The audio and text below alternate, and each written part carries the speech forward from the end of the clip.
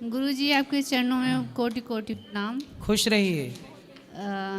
गुरुजी हमारा प्रश्न यह है कि मेरे पति थोड़ा नशा करते हैं और मेरे दो बच्चे हैं, अक्षत त्रिपाठी और अच्युत त्रिपाठी। तो मैं एमपी को हूँ और मेरे पति मतलब 1 साल 2 साल चले जाते हैं कहीं भी, किसी भी शहर मतलब छोड़ के। आपको छोड़ के चले जाते हैं जी। क्यों? बस इसका वो तो वही बताएंगे। तो कहाँ बात कराओ? क्या नाम है पति का?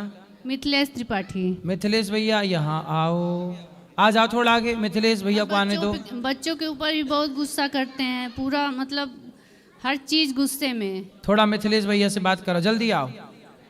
मिथिला नगरिया निहाल। गुरुजी। जय जय। क्या नाम है आपका? मिथिलेश त्रिपाठी। कहाँ भाग जाते हो आप? सर ऐसा कुछ नहीं है, मतलब अब बिना मतलब कि मुझे महाराज जी बिना मतलब कि मुझे टेंशन मिलता है। काय का टेंशन? वही घर में किचाइन वो बिना मतलब की होती रहती है। अब हम कितना पेशेंस रखें? हमें एक्चुअली पैसे से टीचर हैं सर, पढ़ाते हैं। हाँ। तो जो है अब कितना कमाते हो? सर वैसा कुछ प्राइवेट कोई फिक्स नहीं है, मतलब कभी 30 35 40 50 जो मिल जाए। ठीक है। हाँ। तो आपकी पत्नी आपको क्या, आपसे क्या चाहती है पत्नी? सर हम तो सब करना चाहते हैं, हमें तो कुछ नहीं चाहिए, लेकिन ये मतलब इन पता नहीं इनको क्या जो है बीमारी है सोचने की। ठीक है। फालतू सोचने की बीमारी क्या है। सोचती रहती हैं? मतलब अनाप शनाप चीजें, मतलब हम साथ में भी हैं तो भी गलत सोचना मेरे बारे में। अच्छा, आप पे शक करती रहती हाँ हैं? बिल्कुल, मैं साथ में हूँ तो भी सोचना इनका रहता है। मैं अब उसके साथ मैं क्या करूँ, कैसे कंप्रोमाइज करूँ? कितना मतलब एक पेशेंस होता है सर सहने का गुरुजी।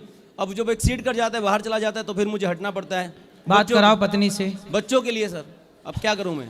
तो क्यों आप अपने पति पे संदेह क्यों करती हो? सर हर चीज की दवाई है, शक की दवाई छोड़ी है, इस महाराज जी संदेह की दवाई नहीं है। जी महाराज जी, मैं आपसे झूठ नहीं बोल रही हूँ महाराज जी। मैंने इनको कई बार मतलब अब क्या बताऊँ, कई बार मैंने देखा है, पकड़ा भी है, और तब भी इनके साथ भी मतलब वो करके भी ये मतलब वही करते हैं कि मुझे कुछ मत कहो और बच्चों को मारना, बच्चों को छोड़ के चले जाना, यही सब रहता है।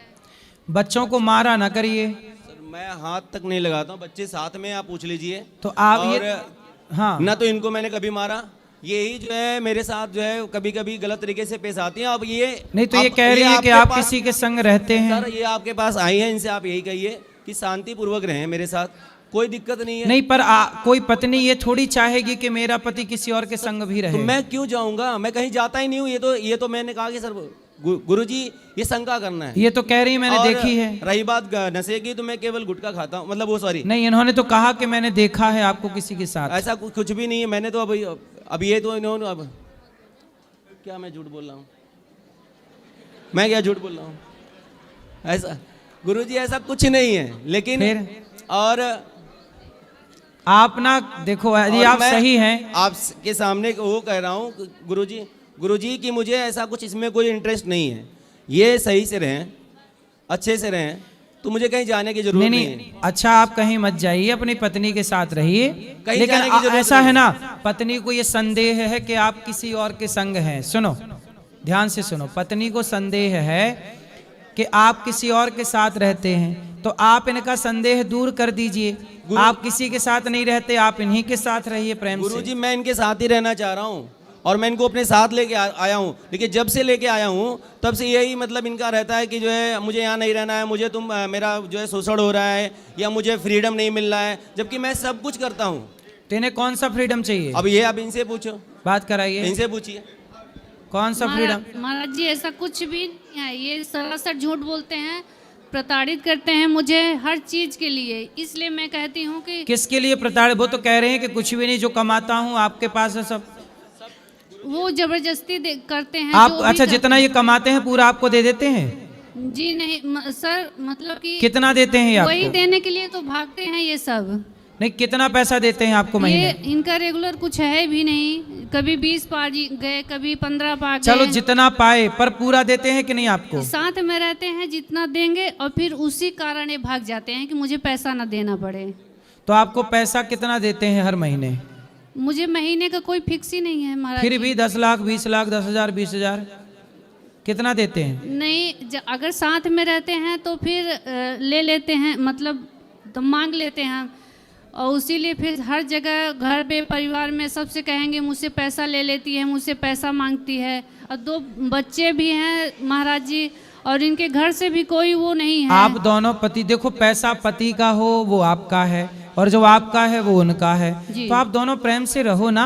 आप दोनों को सारी जिंदगी रहना, तीसरा कोई नहीं आएगा आपके जीवन में। महाराज जी मैं तो रह ही रही हूँ, इसीलिए तो मैं 2 साल 3 साल तक अकेले बच्चों के साथ रहती हूँ, नहीं तो कौन रहेगा। हाँ बच्चों, मैं बच्चों के साथ क्यों फिर रहूंगी। हाँ बच्चों के साथ रहो और बच्चों को पढ़ाओ लिखाओ, और ये ये साथ में रहेंगे तभी तो रहूंगी। तो रह तो रहे हैं, कह तो रहे हैं कि ये आपसे अभी महाराज जी झूठ बोल रहे हैं, ये नशा भी करते हैं, इनका सब छोड़वा दीजिए महाराज जी। मैं आपके क्या नशा आगे करते हो? हाथ जोड़ती हूँ बताओ। महाराज जी। गुरुजी मैं नशे में, मैं बता रहा हूँ, केवल जो है खैनी होती है वो मैं लेता हूँ, इसके अलावा कोई नशा नहीं करता, कुछ भी नहीं करता। गुटखा ये नहीं गुटखा सर, खाते हैं बस? गुटखा भी नहीं खाता मैं, केवल खैनी खाता हूँ और कुछ भी नहीं करता, कोई नशा नहीं। क्यों? अब पत्नी से बात कराओ। कुछ भी नहीं करता गुरुजी। क्यों? क्या गुटखा क्या नशा करते हैं ये? महाराज जी ये सिगरेट भी पीते थे और पीते थे, अब तो नहीं पीते? नहीं, मेरे सामने तो नहीं, लेकिन इनका अन्य कोई भी नशा है, क्योंकि इनका आंख एकदम लाल रहता है। अरे अब और उनकी बहुत आंख झगड़ा- लाल है तो तुम संदेह बहुत करती हो। आदमी कुछ नहीं खा पी रहा है, अब आदमी सोएगा नहीं, आंखें लाल होगी, तुम कहोगे दारू पी के आ गया। महाराज जी आंख लाल है तो दारू पी के आ गया, आंख लाल है तो सिगरेट पी लिया। महाराज जी मतलब आपको मेरी आंखें लाल दिख जाए कभी, आपको तो कहोगे महाराज जी दारू पिए। नहीं, महाराज जी कभी भाई हम सोते नहीं, आंखें लाल हो जाती हैं, कभी कभी आंखें आ जाती हैं, आ गई तो लाल, और जब आ गई तो लो, आप कहोगे लो शराब पी के आ गए। महाराज जी तो किसी को प्रताड़ित करते हैं, मारना पीटना बच्चों को, ये तो नहीं करना मारेंगे, चाहिए। अब वो पक्का वादा कर रहे हैं नहीं मारेंगे, पर आपको संदेह, आप देखो संदेह तो बहुत करती महाराज जी हो, इनका झूठे नशा- आरोप लगाती हो। इनका नशा पत्ती सब छुड़वा दीजिए महाराज जी। हम लेकिन आपके आप ना चरण- झूठा आरोप लगाती हो, ये बात सही है, आप झूठा आरोप लगा रही हो। गुरुजी मेरे ऊपर ये शंका करना बंद कर दें, मैं जो भी पाता हूँ गुरुजी, अभी मेरी ज्वाइनिंग हुई है, अभी मैंने 65,000 पे अभी जस्ट ज्वाइनिंग हुई है जी। 10 जनवरी से मेरी ज्वाइनिंग है। हाँ, और मैं 1 रुपया गुरुजी अपने पास नहीं रखूंगा, ये सब ले लें, मुझे कोई आपत्ति नहीं है, लेकिन मुझे सुकून से जहाँ मैं रहता हूँ वहाँ मुझे रिस्पेक्टेड तरीके से रहने दे, बस मैं ये चाहता हूँ, इज्जत से रहने दे, और ये वो करने नहीं देती हमको। अब मैं कहीं पढ़ाने जाऊँगा गुरुजी तो वहाँ पे भी मेरा है, क्लास में मैं पढ़ाऊँगा तो वहाँ पे भी मेरा है, ये सारी बातें मैं कब तक झेलूंगा। तो क्या चाहती हो, घर पे बैठा रहे आदमी, कमाए ना? मैं छोड़ दूं। बात कराओ। अब पढ़ाने जाएगा तो स्कूल में कोई टीचर मिलेंगी, महिलाएं मिलेंगी, तो बात ना करे। तो वहीं से तो इनका शुरू होता है भागना, बात करके वहीं से शुरू होता है। अरे ये आपको संदेह है? नहीं नहीं सर, कंफर्म है, हम आपसे झूठ नहीं बोल रहे हैं। नहीं, आप तो लाल आंखों वाला भी झूठ बोल चुकी हो। नहीं सर, झूठ नहीं बोल रहे हैं हम, आप मेरा विश्वास करिए। तो जी मैंने इनके कहने पे, अच्छा ये बताओ, जब ये पढ़ाने जाएं तो ये जाके केवल चुपचाप बैठे रहे, कुछ बोले ना? अब कोई टीचर है, कोई कुछ पूछ रहा है, अब माना कि इनकी प्रिंसिपल मैडम होगी ऊपर हेड में, या कोई सहायक टीचर होगी, कोई महिला होगी, तो इससे कोई बात भी ना करें? नहीं, कोई दिक्कत नहीं मुझे था। ऐसा किया करो ना, आप भी इनके संग जाया करो। तो वही दिक्कत है सर, वो महाराज जी वही दिक्कत है इनको। मैं क्या? उसी में मैं भी काम कर रही हूँ रिसेप्शन का, तो इनको दिक्कत है कि वहाँ मेरे स्कूल में क्यों काम कर रही हूँ। अच्छा, आप दोनों एक ही स्कूल में काम करते हैं? सर मैंने बोला भी नहीं एक बार भी, एक बार भी तुम खा जाओ, बच्चों की कसम मैं झूठ बोल रहा हूँ, खा जाओ। गुरुजी मैंने एक बार भी नहीं बोला कि मैं इनको जबरदस्ती लेके गया हूँ। हाँ। वहाँ पर भी लेके गया हूँ जहाँ भी ज्वाइनिंग हुई है मेरी। तो मतलब जहाँ आप रहते हो वहीं रहती हैं? हाँ, मतलब उनको वहाँ पे स्कूल में भी? वहाँ पे भी जॉब दिला रहा हूँ कि वहाँ पे तुम भी कर लो, कोई दिक्कत नहीं है, मुझे कोई प्रॉब्लम नहीं। मतलब स्कूल में ये भी रहती हैं साथ में? हाँ। तो साथ में रहती हो फिर भी संदेह है? महाराज जी मैं अभी जब से ये हरकत करने लगे तब से मैं साथ में रह रही हूँ, और मुझे ये नौकरी करने नहीं देते हैं। अब यहाँ जहाँ है ये, यहाँ भी मुझे 15-20 हज़ार का मिल रहा है, लेकिन ये मुझे डिस्टर्ब करते रहते हैं। तो कि मतलब तुम- आप इनको केवल ताकने जाती हो, हैं? कोई ले ना जाए? नहीं महाराज जी ऐसा नहीं है, मैं बहुत परेशान हो चुकी हूँ, इसलिए मैं बोल रही हूँ।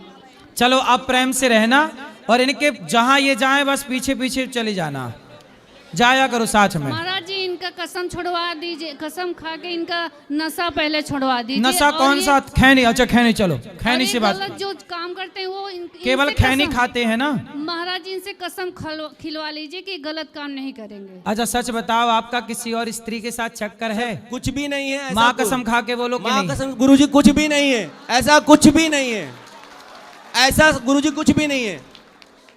और देखो ये माँ कसम खा गए। और जब से मैं इनको अपने साथ लाया हूँ, मैं तनिक भी अब इसको इनको कैसे दिलाऊं? नहीं, इनका कोई इलाज नहीं है फिर। कैसे दिलाऊं इनको? इनका कोई इलाज नहीं है फिर। मैं किस तरीके से दिलाऊं इनको, बताइए। आप बताएं मुझे, क्या कौन सी कसम खिलाना चाहते हैं, मैं वो तैयार हूं। आप बताओ कौन सी कसम खिलवाएं? अब बताओ, इनसे पूछो। पत्नी की खाओगे? पत्नी की खाओ कसम। गुरुजी आप बोल दीजिए, मैं सब तैयार हूं। कौन सी कसम खवाएं बताओ? तैयार है पति तुम्हारा? महाराज जी जो आपको अच्छा लगे वही। खवा तो दिए माँ कसम। तंबाकू भी नहीं खाना। चलो तंबाकू का कारण रिश्ता बिगड़ रहा, छोड़ दो ठीक तंबाकू। है गुरुजी, मैं छोड़ दे रहा हूँ तंबाकू। खाओ माँ कसम, नहीं खाओगे? माँ कसम वृंदावन की या नगरी की कसम खा के कह रहा हूँ, भगवान की कसम खा के कह रहा हूँ गुरुजी की मैं तंबाकू भी छोड़ दे रहा हूँ, लेकिन ये संगा करना छोड़ दें, नहीं फिर मैं इनको छोड़ दूंगा और आजीवन दूंगा। अब नहीं, अब देखो, अब संदेह नहीं करना। अब देखो पति ने कसम खा ली है सब प्रकार की, तुम्हारा पति गलत नहीं है, तुम झूठी ही उंगली करती रहती हो। हाँ, आप भी, तुम भी कसम खाओ, तुम भी कसम खाओ। ये अब तुम खाओ माँ कसम के, तुम संदेह नहीं करोगी पति पे।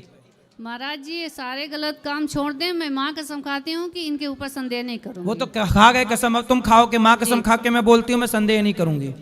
तो ये छोड़ देंगे तो मैं नहीं छोड़ तो करूँगी। दिए, छोड़ तो दिए, छोड़ दिया मैं। छोड़ दिया जी तो ठीक है, मैं अगर गलत काम नहीं करेंगे मैं संदेह नहीं करूँगी। माँ कसम। हाँ माँ कसम। आपकी माँ है? जी ठीक है फिर। इनकी नहीं है।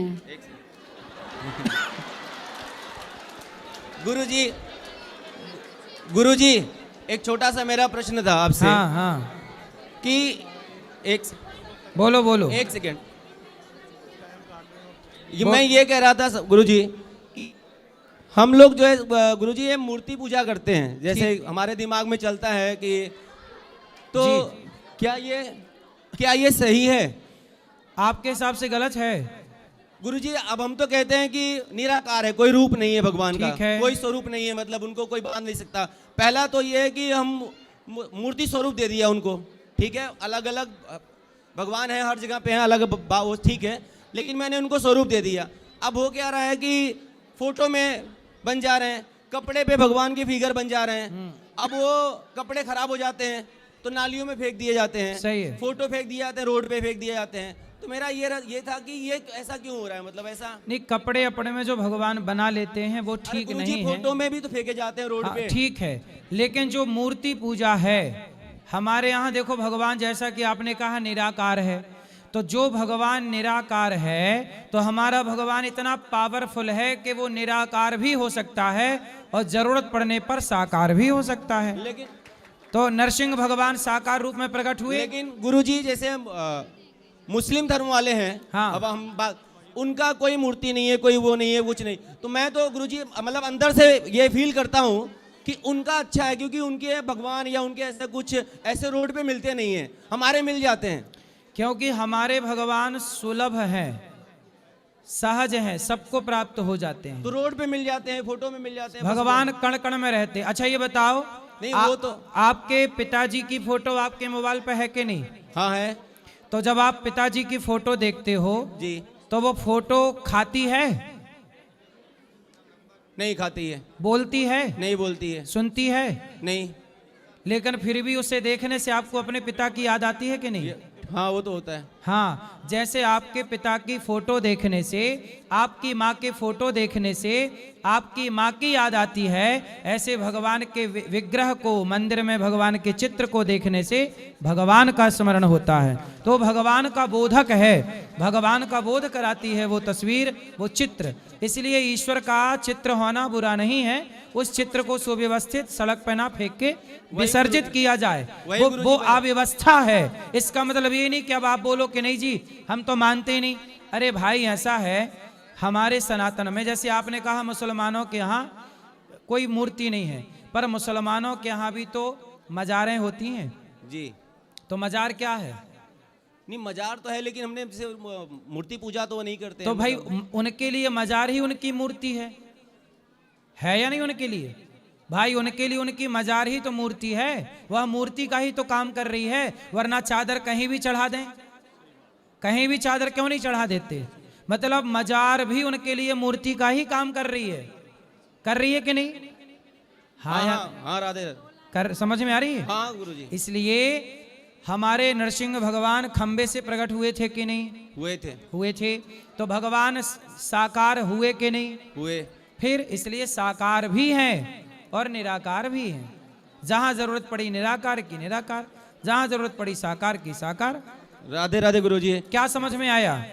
मतलब यही कि भगवान ईश्वर है, मतलब स्वरूप है हमारे भगवान का। स्वरूप जरूरी है। हाँ। आपकी माँ की फोटो में ना वो देखती है, ना सुनती है, ना खाती है, लेकिन फोटो देखने से माँ का ज्ञान होता है, माँ का बोध होता है।